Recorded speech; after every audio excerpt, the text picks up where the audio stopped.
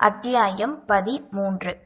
மாலை நேரம். நித்திலாவின் ஹாஸ்டலுக்கு வந்த அசோகன் அவள் எங்கு இருக்கிறார் என்று தெரியாது வரவேற்பு இருக்கும் இடத்தை நோக்கி சென்றான். மேடம் என்றவாறு வரவேற்பில் இருந்தவரை அழைக்க, சொல்லுங்க சார், என்ன வேணும்? இன்முகத்துடன் அந்த பெண்மணி கேட்டார். 4th இயர் ஸ்டூடெண்ட் நித்திலாவை பார்க்கணுமே. சார், இப்படி நீங்க திடீர்னு வந்து பார்க்கணும்னு சொன்னா எங்களால எப்படி சார் அலோவ் பண்ண முடியும்? நீங்க யார்? அந்த பொண்ணுக்கு என்ன வேணும்? எங்கிருந்து வர்றீங்க என்று கேள்வி மேல் கேள்வியாய் அந்த பெண்மணி கேட்க, நான் நித்திலா வீட்டில இருந்து வரேன். என் பேர் அசோகம். ஒரு முக்கியமான செய்தி அவகிட்ட நான் சொல்லிட்டு போகணும். அவ வீட்டில இருந்து வரீங்களா? சரி, வெயிட் பண்ணுங்க, இன்னும் காலேஜ் முடிஞ்சு யாரும் வரல, கொஞ்ச நேரம் வந்துருவாங்க என்றதும் சரி என்றவாறு அங்கிருந்து இருக்கையில் சென்று அமர்ந்தான் அசோகன். அவளிடம் எப்படி பேச வேண்டும் என்று யோசித்துக் கொண்டே இருக்க நேரமும் செல்ல கல்லூரி வாகனம் வந்து அனைவரையும் இறக்கிவிட தோழி மகிமாவுடன் பேசியவாறே வந்தாள் நித்திலா. நித்திலா வருவதை அறியாது அசோகன் அமர்ந்து தன் மொபைலை நோண்டிக் கொண்டிருக்க வரவேற்பு அறையில் இருந்த பெண்மணி அவளின் முன் வந்து நின்றார். நித்திலா, உன்னை பார்க்க அசோகன் ஒருத்தர் உங்க வீட்டில இருந்து வந்திருக்காங்கம்மா என்க. அதை கேட்ட அடுத்த நொடி நித்திலாவின் முகம் மாறியது. இப்போது வரை புன்னகை மட்டுமே கண்ட அவளின் முகத்தில் முதல் முறை கோபத்தை கண்டாள் மகிழ்மா. யார் நித்திலா? தன் தோழியை கண்டு கேட்க, மேம், அவங்க எங்க இருக்காங்க கேட்டவாறே தன் பார்வையை திருப்ப முதுகு காட்டி அமர்ந்திருந்த அசோகனை கண்ட நித்திலா அவனை நோக்கி சென்றாள். தன் தோழியின் பின்னே மகிமாவும் சென்றாள். நீ எதுக்கு இங்க வந்த? விழிகளில் அனல் கற்க அவனின் முன் வந்து கேட்க, நித்தி, நான் உன்கிட்ட கூற வர, நீ என்ன பேசினாலும் நான் கேட்க தயாரில்ல. உனக்கு என்ன தைரியம் தான் என்ன பக்கம் ஏன் ஹாஸ்டலுக்கே வந்திருப்ப? இப்ப நீ மட்டும் இங்கிருந்து கிளம்பலன்னா அப்புறம் நான் போலீஸ்க்கு கால் பண்ண வேண்டியதா இருக்கும். கோபத்துடன் கத்தினாள். யார் நித்திலா, இவங்க எதுவும் பிரச்சனையா? அசோகனை பார்த்தவாறு தன் தோழியிடம் மகிமா கேட்க, இப்போது தான் என்ன கூறினாலும் நித்திலா கேட்க மாட்டாள் என்பது புரிந்தது அசோகனுக்கு. சரி, நான் கிளம்புறேன். அதுக்கு முன்னாடி நான் உங்ககிட்ட ஒரே ஒரு விஷயம் மட்டும் சொல்லிட்டு போறேன்.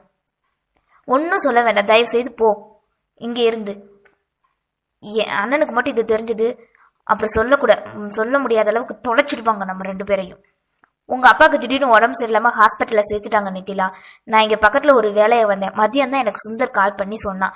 அதை உங்ககிட்ட சொல்லிட்டு போகலான்னு தான் வந்தேன் என்று அவளை வரவேற்பதற்கு வேறு வழி தெரியாது போய் கூறினான். என்ன சொல்ற நீ? என் அப்பாக்கு என்னாச்சு? ஏன் என்கிட்ட யாருமே சொல்லல? அசோகனின் சட்டையை பற்றி கொண்டு தவிப்புடன் பதறி கேட்டாள் நித்திலா. ரிலாக்ஸ் நித்திலா, தன் தோழியை பற்றி கொண்டு மகிமா உரைக்க அழுகையில் கரைந்த நித்திலாவை கண்டவனுக்கோ சொல்ல முடியாத உணர்வு தோன்றியது. கரங்கள் தானாக அவளை தன் நெஞ்சினுள் புதைத்து கொள்ள துடிக்க அதற்கும் அவளை தன்புறம் திருப்பினாள் மகிமா.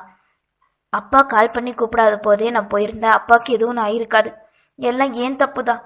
சிறு குழந்தையாய் அழுதவாறே நித்திலா குறைக்க, நான் ஊருக்கு தான் போறேன், நீ என் கூட வர்றியா? இன்னைக்கு நைட் விருதுநருக்கு பஸ் இருக்கு, காலையில போயிடலாம் என்று அசோகன் உரைத்ததும் ஒரு நொடி கூட தாமதிக்காது வேகமாய் தலையசைத்தாள்.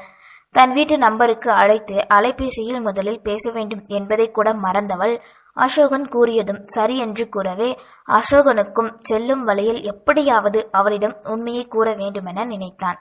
தான் கூறிய பொய்யால் நித்திலாவின் தவிப்பை காண முடியாது, உண்மையை கூறிவிடலாமோ என்று அப்போதே நினைக்க அவளோ ஹாஸ்டல் வார்டன் இருக்கும் அறையை நோக்கி சென்றாள். நேரம் செல்ல நித்திலாவின் வருகைக்காக அசோகன் காத்திருக்க லெட்டர் ஒன்றை எழுதி கொடுத்துவிட்டு தன் பேக்கினை எடுத்துக்கொண்டு வந்தாள் நித்திலா. போகலாம் என்க விழிகள் இரண்டும் சிவந்து கண்ணீர் தடம் வழிந்து ஒரு நொடியில் தன்னால் அவள் இந்நிலைக்கு ஆனாலதை எண்ணியவனோ அவளை கண்டவாறு அப்படியே நின்றான். என்னாச்சு அசோகன்? அவனின் கரங்களை முதல் முறை தானாக பற்றி கொண்டு கேட்டாள். இதற்கு முன் தான் எத்தனையோ முறை அவளை வம்பிழுக்க, கரங்களை பற்றி இழுக்க, கூந்தலை பற்றி இழுக்கவென்று இருக்க, முதல் முறை அவளாக தன்னை வந்து தீண்டிய நொடி அசோகனின் நெஞ்சில் அவன் அறியா வண்ணம் அது அழியாது நொடியாய் பதிந்தது. போகலாம் வா என்றவாறு முன்னே செல்ல, பார்த்து போயிட்டு வா நித்திலா, தன் தோழியை தவிப்புடன் மகிமா வழி அனுப்பி வைத்தாள். நித்திலாவுடன் வெளியே வந்தவன் ஆட்டோ பிடித்து பேருந்து நிலையம் செல்ல இவர்களின் முதல் பயணத்தை காண முடியாது ஆதவன் தன் இருப்பிடத்திற்குள் மறைந்து கொண்டான். தன்னருகில் தந்தையின் நினைவில் விசும்பிக் கொண்டிருந்தவளை கண்டவனோ தவிப்புடன் அவளின் கரங்களை பற்ற வந்தான். அப்பா இப்ப எப்படி இருக்காங்கன்னு உனக்கு தெரியுமா? வேகமாய் அவனின் புறம் திரும்பி கேட்க அதுவரை அவளின் முகத்தையே கண்டு கொண்டு வந்தவன் பட்டென்று தன் பார்வையை நேராக செலுத்தினான். தெரியாது நித்தி, சீக்கிரம் போயிடலாம். இப்போ உன்கிட்ட ஒரு முக்கியமான விஷயம் சொல்லணும், அதுக்காகத்தான் நான் கூற வர. தம்பி பஸ் ஸ்டாப் வந்துருச்சு என்று ஆட்டோ டிரைவர் உரைத்து அவன் கூற வருவதை கலைத்தார். அவருக்கு பணத்தினை கொடுத்துவிட்டு இருவரும் பேருந்து நிலையத்திற்குள் நுழைந்தனர். பஸ் எப்போ வரும்? கொஞ்ச நேரம்தான் இருக்கு, ஒரு நிமிஷம் நில்லு, நான் வந்துடுறேன். சீக்கிரம் வந்துரு என்றவளின் விழிகளில் தெரிந்த ஏக்கம் அவளை விட்டு நொடிப்பொழுது கூட பிரியக்கூடாது என்பதை உணர்த்தியது. வாட்டர் பாட்டில் வாங்கிட்டு வந்துடுறேன், கரங்களை அழுத்தி கொண்டு கூறிவிட்டு செல்ல சரி என தலையசைத்து வரும் பேருந்து ஒவ்வொன்றையும் கண்டவாறே இருந்தாள் நித்திலா. அருகிலிருந்த கடைக்கு சென்றவன் வேண்டியதை கேட்டுவிட்டு நித்திலாவை நோக்கி திரும்ப தான் அழைத்ததும் வந்ததால் ஒரு ஹேண்ட்பேக் மட்டும் வைத்திருந்தாள். தன்னிடம் முகம் கொடுத்து பேசாது விரோதியாக கண்டாலும் தன்மேல் அவள் வைத்துள்ள இந்த கண்மூடித்தனமான நம்பிக்கையை முதல் முறை அறிந்து கொண்டான் அசோகன். ஏனோ இந்த நித்திலா அவனுக்கு புதிதாகவே தெரிந்தாள். இதுநாள் வரை காணும் ஒவ்வொரு பொழுதிலும் முகம் சுளித்து கோபமாக வெடுக்கென்று பேசுபவள் இன்று தன்னுடன் பயணிக்கிறாள் என்றால் இது ஆச்சரியத்தையே கொடுத்தது. அவளின் தவிப்பையும் கலக்கத்தையும் இதற்கு மேல் நீடிக்க விடக்கூடாது என்று நினைத்த அசோகன் பேருந்து ஏறியதும் உடனே கூறிவிட வேண்டுமென நினைத்தான். அதன் பின் தேவையானதை வாங்கி கொண்டு வந்தவன் கரங்களில் வைத்திருந்த பாட்டிலை அவளிடம் கொடுத்து, இந்த முகத்தை கழுவிக்கோ என்றதும் சரி என வாங்கி கொண்டாள். நித்தி, உங்க அப்பாவுக்கு ஒன்றும் இல்லை, அவர் நல்லா தான் இருக்காரு. நான் உன்கிட்ட பேச வந்தது உன்னோட கல்யாணத்தை நிறுத்தத்தான் என்று மறுபடியும் ஆரம்பிக்க, நம்ம ஊருக்கு போற பஸ் வந்துருச்சு, வா அசோகா என்றவாறு அவன் கூறுவதை கூட கேட்காது கரங்களை பற்றி இழுத்துக்கொண்டு சென்றாள். பேருந்தில் ஏறி அமர தான் உண்மையை கூறினால் எப்படி நடந்து கொள்வாள்?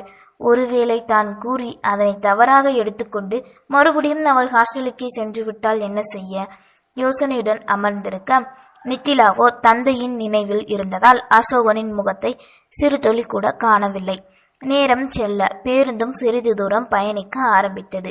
இரவு நேரம் பயணம் என்பதால் குளிரோ வாட்டி வதைக்க ரசனையுடன் இந்த வழியாக தான் சென்ற பயணம் இன்று வேதனையுடன் கிடப்பதைக் கண்டு கலங்கினாள். என்னாச்சு நித்தி?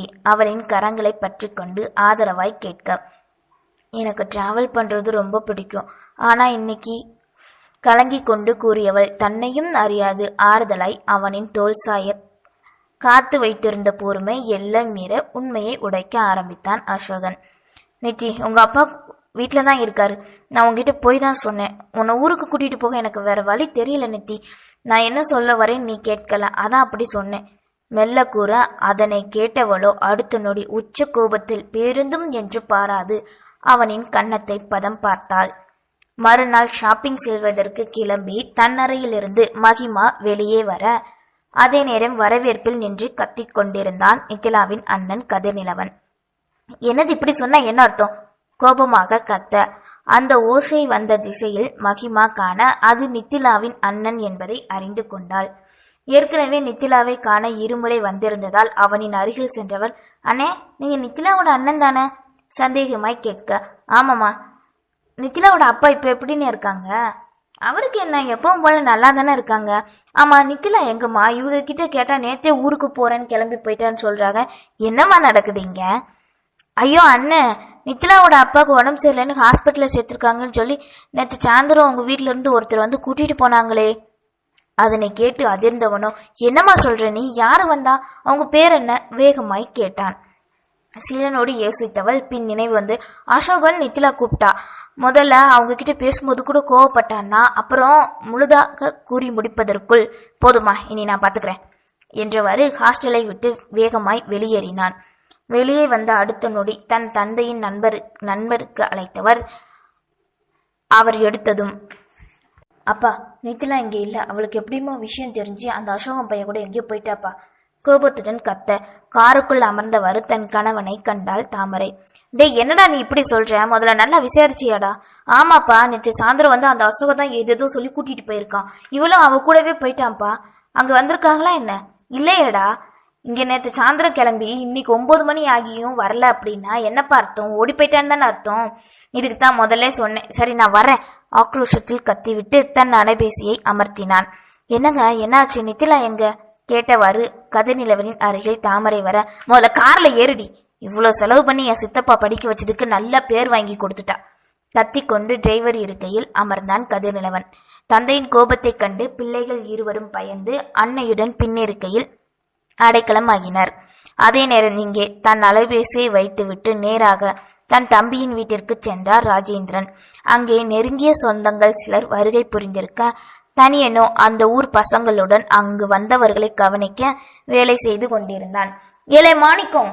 கத்திக்கொண்டு வீட்டுக்குள் நுழைய அண்ணனின் குரல் கேட்டு வேகமாய் பின்வாசலிலிருந்து உள்ளே நுழைந்தவர், என்னண்ணே, என்னாச்சு என்க, நான் சொன்னேன் கேட்டையா, பொட்ட பிள்ளைய ஏன் படிக்க வைக்கிறேன்னு, காலகாலத்துல ஒரு கல்யாணம் பண்ணுன்னு. இப்ப பாரு, அந்த பொறுக்கி பையன் அசோக் கூட ஓடி போயிட்டாலாம் அவன் பொண்ணு.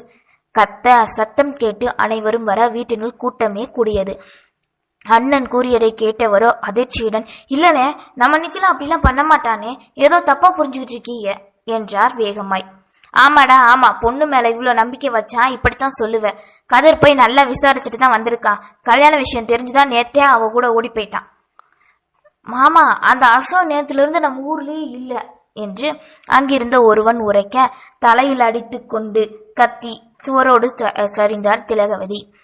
இவளை போய் நம்பினேனே, இப்படி பண்ணிட்டாலே பாதகத்தி, ஐயோ ஐயோ அழுது கொண்டு திலகவதி புலம்ப செய்வதறியாது அப்படியே நிலைப்படி ஓரத்தில் அமர்ந்தார் மாணிக்கம்.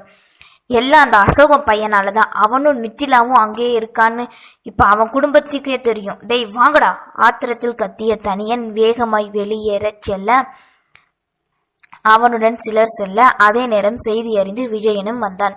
இல்லடா, நான் கேள்விப்பட்டது உண்மையாடா? ஆமா மாப்பிள்ள, எல்லாம் அந்த அசோகனாலதான்டா. தனியனை விட அதிக உஷ்ணத்தில் இருந்த விஜயன் ருத்ரமூர்த்தியாக கிளம்பினான். இவர்களின் செய்கையை கண்ட சுந்தரோ தன் நண்பனின் அலைபேசிக்கு அழைக்க அதுவோ சுவிட்ச் ஆஃப் என்று வந்தது. நடு இரவில் கிளம்பியிருந்தால் கூட இந்த நேரம் வந்திருக்க வேண்டுமல்லவா? இன்னும் வரவில்லை என்றால் ஏதாவது இருவருக்குள் பிரச்சனை நடந்திருக்குமோ? யோசித்தவாறு தவிப்புடன் அசோகனின் வீட்டை நோக்கி இவர்கள் செல்வதற்கு முன் செல்ல வேண்டுமென நினைத்து ஓடினான் சுந்தர். நன்றி.